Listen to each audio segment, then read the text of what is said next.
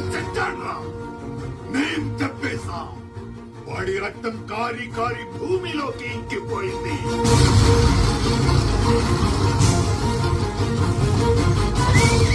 వాడి శరీరం మంటల్లో కాలి కాలి బూడిదైపోయింది.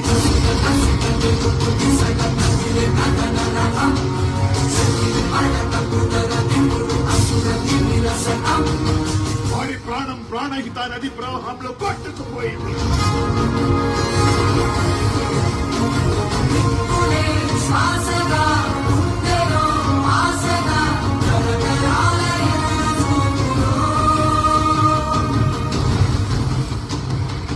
కాలిన బూడిద గాలిలో చల్లా చెదురైపోయింది.